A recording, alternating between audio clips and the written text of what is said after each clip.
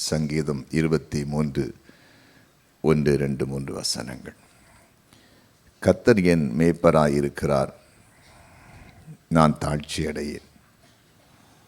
அவர் என்னை புல்லுள்ள இடங்களில் மேய்த்து அமர்ந்த தண்ணீர் அண்டையில் என்னை கொண்டு போய் விடுகிறார். அவர் என் ஆத்துமாவை தேற்றி தம்முடைய நாமத்து நிமித்து என்னை நீதியின் பாதைகளில் நடத்துகிறார். இப்போ தாவீது சொல்கிறாரு, கர்த்தர் என் மேய்ப்பர், ஆண்டவர் என்னுடைய மேய்ப்பர், நான் அவருடைய ஆடு. அதான் சொல்கிறார், ஆடு. நான் என் இஷ்டப்படியெல்லாம் நடக்க மாட்டேன். அவர் என்ன சொல்லுகிறார் அதன்படி, அவர் எங்கே கொண்டு போகிறார் அப்படி போயின்னு சொல்லுகிறார். இப்போ கொஞ்சம் கவனமாக கேளுங்க. நம்ம வாழ்க்கையில் இந்த பூமியில் நம்ம வாழும் பொழுது நாம் நிறைய காரியங்களை சிந்திக்கிறோம், எதிர்பார்க்கிறோம், விரும்புகிறோம், சாதிக்க துணிகிறோம். சில வேளையில் நாம் அதை சாதிக்க முடியலை, விரும்பினது கிடைக்கலன்னா சோர்ந்து போகிறோம், டிப்ரெஷன் ஆகிறோம், தேவன் இல்லை என்று சொல்லுகிறோம், வாழ்க்கை வெறுத்து போச்சுன்னு சொல்கிறோம், எவ்வளோ முயற்சித்தோம் எனக்கு ஒன்றும் ஆகலை, நான் இனி ஏன் வாழன்னு சொல்கிறோம், அப்படி போகிறோம். இப்போ நம்ம வாழ்க்கையில் கூட இயேசுவை மேய்ப்பராக ஏற்றுக்கொள்ளலாமே. ஆண்டவர் சொல்லியிருக்கிறார், நானே நல்ல மேய்ப்பேன்னு சொன்னார் யோவான் விசேஷத்தில். நல்ல மேய்ப்பன் நாடுகளுக்காக ஜீவனை கொடுக்குறான்னு சொன்னார். ஜீவனை கொடுக்குறார். அவர் நமக்காக ஜீவனை கொடுத்த நல்ல மேய்ப்பன் தானே. கல்வாரி சிலுவையிலே நமக்காக ஜீவனை கொடுத்தாரே. அப்போ நாம் நம்முடைய வாழ்க்கையை, நம்முடைய சுயத்தை விட்டு விட்டு இயேசுவே நீர் என்னை, என் குடும்பத்தை நடத்தும் என்று சொல்லி அர்ப்பணிக்கலாமே. அர்ப்பணிக்கலாமே. அவர் நடத்துவாரே, அவர் நம்மை போஷிப்பாரே, அவர் நமக்கு நல்ல அனுகூலங்களை உண்டு பண்ணுவாரே, அவர் நம்மை பாதுகாப்பாரே, அவர் நமக்காக எல்லாம் செய்வாரே. இப்போ தாவீது சொல்றார், கர்த்தரின் மேய்ப்பராய் இருக்கிறார் சொல்லிட்டு அந்த 1ஆம் வசனத்தில் சொல்றாரு, நான் தாழ்ச்சி அடையேன்.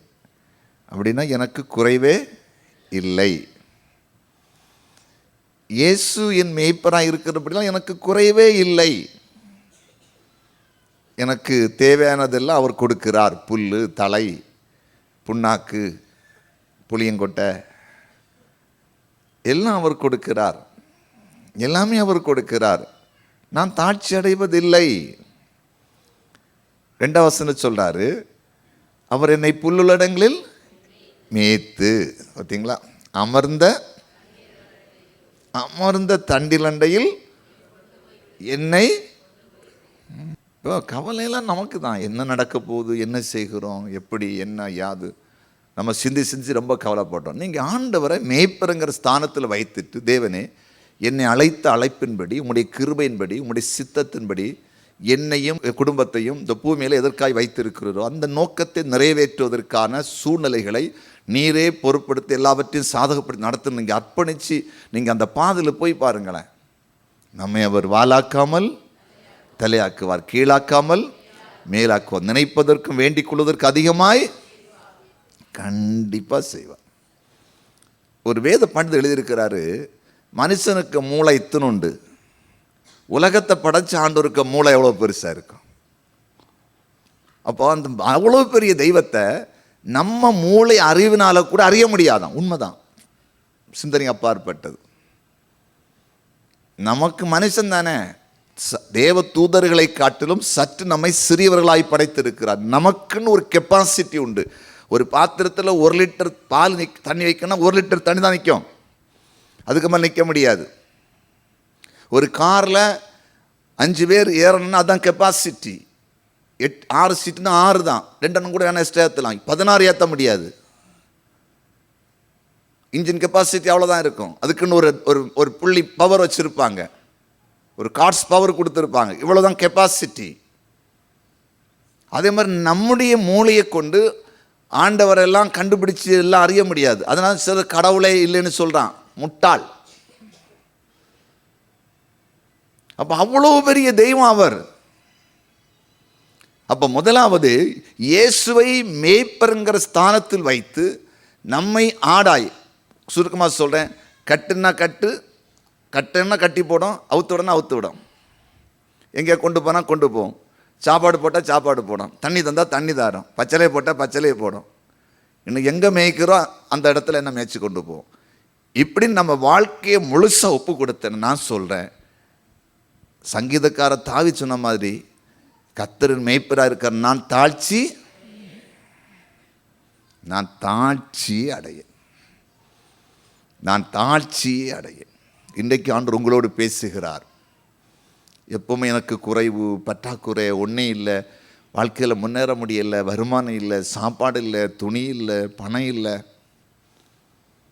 அந்த நிலைக்கு யார் இருக்கிறீங்களோ இந்த கர்த்தர் உங்களுக்கு கொடுக்குற ஒரு ஆலோசனை, ஆண்டவரே நான் உம்மை மேய்ப்பராய் ஏற்றுக்கொண்டு மேய்ப்பருங்கிற ஸ்தானத்தில் உம்மை வைத்து கொண்டு என்னை ஆடாய் பாவித்து உம்மிடத்தில் என்னை ஒப்பு கொடுக்கிறேன். உண்மையாய் மனதார ஒப்பு கொடுங்கள். புல்லுள்ள இடங்களில் மேய்ப்பார், நல்ல தண்ணீர் இடத்திலே கொண்டு போய் விடுவார். அதில் இன்னும் ஒரு வசனம் இருக்குது, அந்த 3 வசனத்தை கூட சேர்த்து ஜெபிக்க போகிறோம். அவர் என் ஆத்மாவை தேற்றி தம்முடைய நாமத்து நிமித்த என்னை நீதியின் பாதைகளில், அதாவது செழிப்பின் பாதை, ரெண்டாவது நீதியின் பாதை. நீதியின் பாதை என்ன? ஆடை கொண்டு அடுத்தவனுக்கு தோட்டத்தில் கொண்டு கடிக்க விடுவாரா? அங்கே மரிச்சு இப்போ தான் மர வள்ளி கிழங்கு வச்சுருக்கு, இப்போ தான் கொஞ்சம் அப்படி தழைச்சி வருது, இப்போ தான் பக்கத்தில் வயலும் போட்டிருக்காங்க, அங்கே இப்போ தான் கொஞ்சம் செடி வச்சு விட்டுருக்கு, இப்போ யாரையும் காணாமல் கடிச்சிட்டு போய் பிடிச்சி இழுப்பார். அங்கே போகாது, அது அநீதி, அது அடுத்தவனுக்கு உள்ளது. நம்ம போவோம், காட்டுக்கு போவோம், எங்கேயாவது ரோட்டோரமாக புல் கிடக்கும், அங்கே போய் உன்னை நான் புல் பறிச்சு தாரேன், உன்னை புல் பிடிங்கி தாரேன், நீ கடிக்கிறதுக்கு ஏற்ற உன்னை கொண்டு விடுறேன், நீதியாக கொண்டு போவார். அநீதியின் பாதையில் மேய்ப்பன் ஆடுகளை நடத்த மாட்டான். காரணம், நீதியின் பாதையில் தான் ஆசீர்வாதம், அநீதியின் பாதையிலே சாபம். நாம் நீதியாய் வாழ்ந்தால் ஆசீர்வாதம், நமக்கும் நம்முடைய பிள்ளைகளுக்கும் ஆசீர்வாதம். அநீதியாய் வாழ்ந்தால் நமக்கும் நம்முடைய சந்ததிகளுக்கும் சாபம். இயேசு மேய்ப்பராயிருந்தால் அநீதியான, தேவையில்லாத, வேதத்துக்கு புறம்பான, பரிசுத்தம் இல்லாத, குறுக்கு வழியிலான காரியத்தை கண்டிப்பாக கொண்டு போக மாட்டார். இன்னைக்கு நிறைய பேர் குறுக்கு வழியில் போகிறாங்க. என் கர்த்தர் மேய்ப்பராக இல்லை, ஆண்டவர் மேய்ப்பராக இல்லை, இவர்கள் ஆடுகளாக தேவ சமூகத்தில் இல்லை. முடிவு பயங்கர வேதனை, பயங்கரமான கஷ்டம். அடுத்த தோட்டத்தில் போய் மேய்ஞ்சா அவன் விடுவானா? பிடிச்சாங்க கட்டி போட்டுருவான். கொஞ்சம் கெப்பாசிட்டி உள்ளவன்னா என் தோட்டத்தில்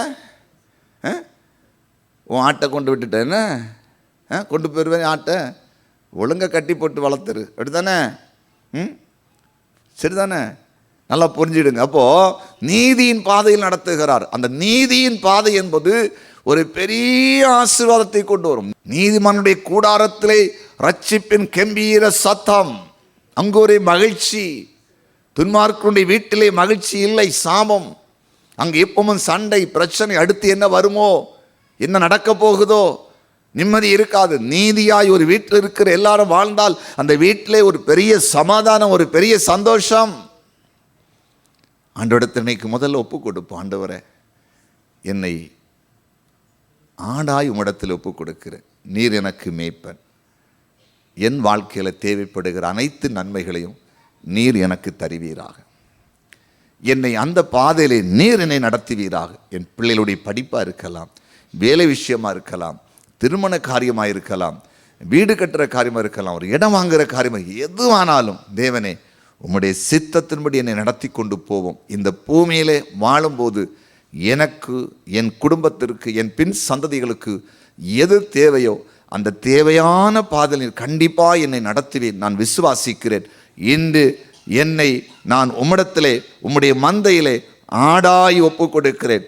நீர் என் மேய்ப்பன், நீர் என் மேய்ப்பன் என்று சொல்லி அர்ப்பணிப்போமா? அர்ப்பணிப்போம்.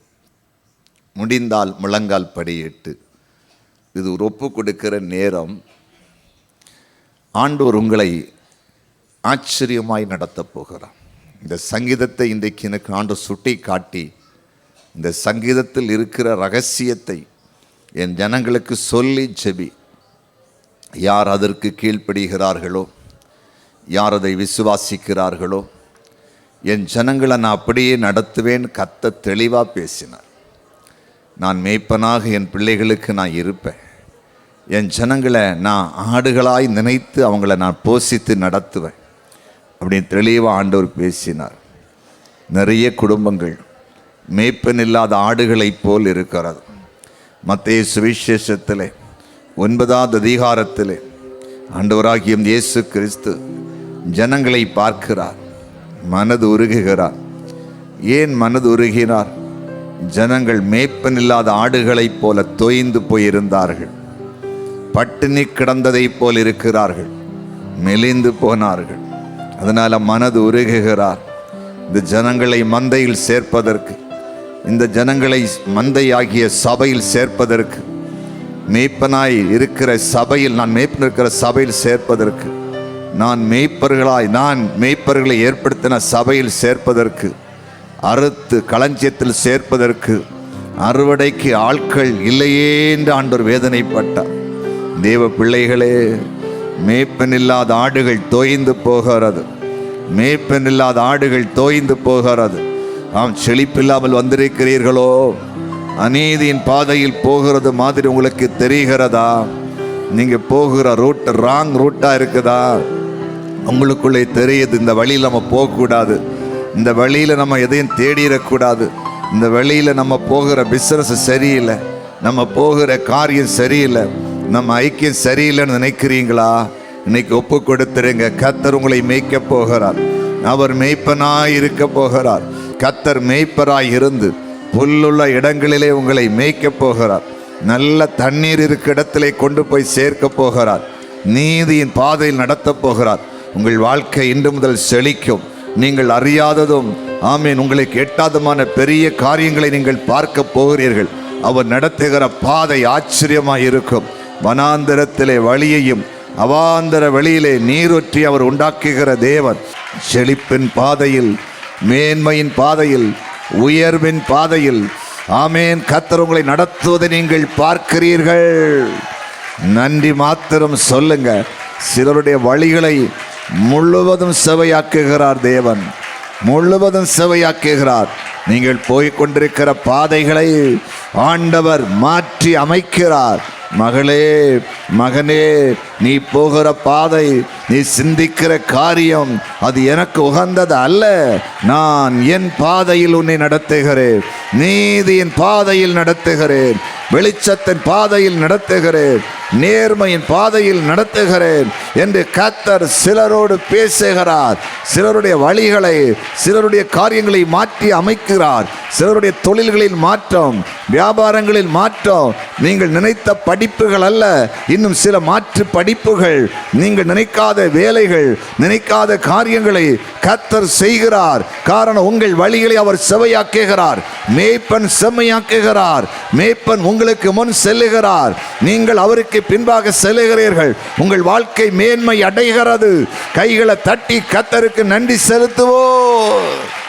தகப்பனே, உம்முடைய பிள்ளைகளுடைய வாழ்க்கையில் நீர் மேய்ப்பராய் வந்துவிட்டே நன்றி. உம்முடைய பிள்ளைகள் ஆடுகளப்பா, அவங்களுக்கு ஒன்றும் தெரியாது. நீங்க நடத்துங்க, நீங்க நடத்துங்க, நீங்க நடத்துங்க, நீங்க நடத்துங்க. உம்முடைய ஊழியக்கார இடத்துல கெஞ்சுகிறேன், மண்டாடுகிறேன். உம்முடைய பிள்ளைகளை நீர் நல்ல வழியிலே, செழிப்பான பாதையிலே, ஆசீர்வாதமான பாதையிலே, உமக்கு விருப்பப்பட்ட பாதையில் நடத்தும், நடத்தும், நடத்தும் ஆண்டவரே. நீர் அப்படி செய்துவிட்டீர். நன்றி. இயேசுவின் நாமத்தில் பிதாவே, ஆமென்.